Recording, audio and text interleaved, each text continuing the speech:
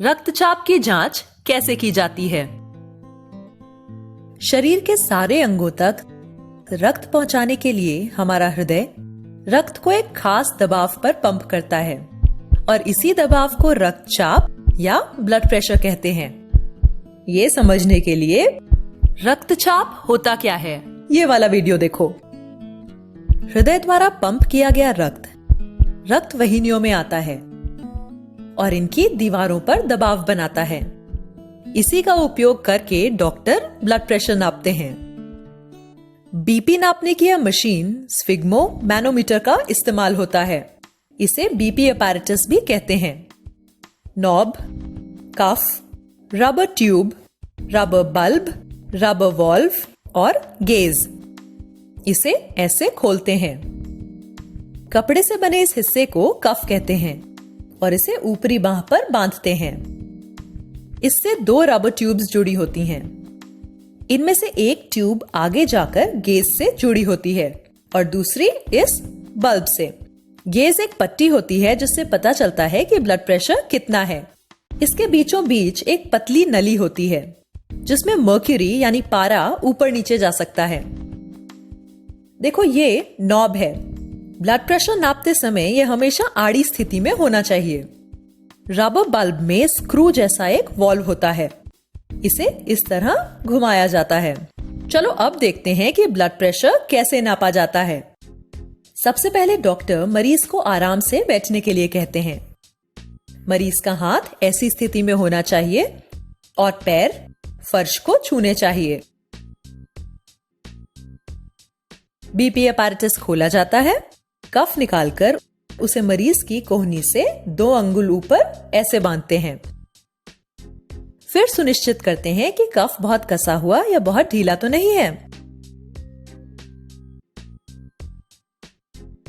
उसके बाद स्टेथोस्कोप अपने कानों पर लगाते हैं।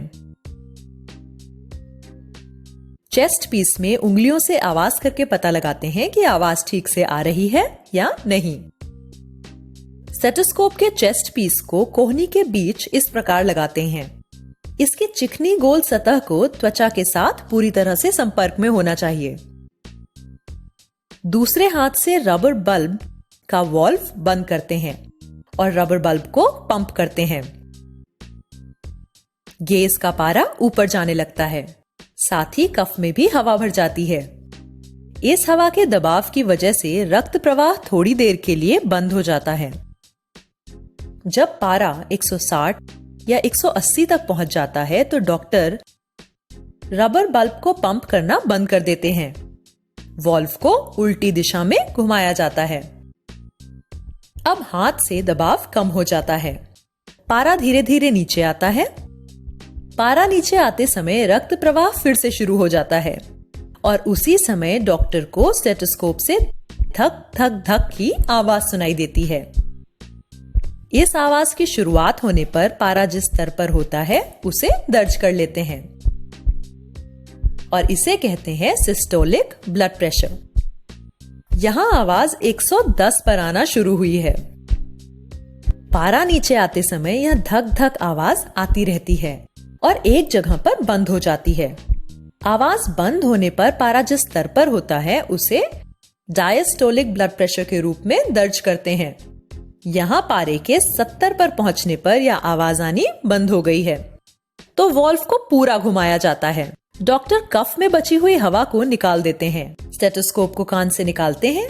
मरीज की ऊपरी बांह में लगे कफ को हटाते हैं और बीपी अपैरेटस उचित जगह पर रख देते हैं। क्या तुम उस मरीज का ब्लड प्रेशर बता सकते हो जिसे हमने इस उदाहरण में देखा है? वह है 110 सिस्टोलिक और 70 डायस्टोलिक या 110/70 मिलीमीटर ऑफ मर्क्यूरी।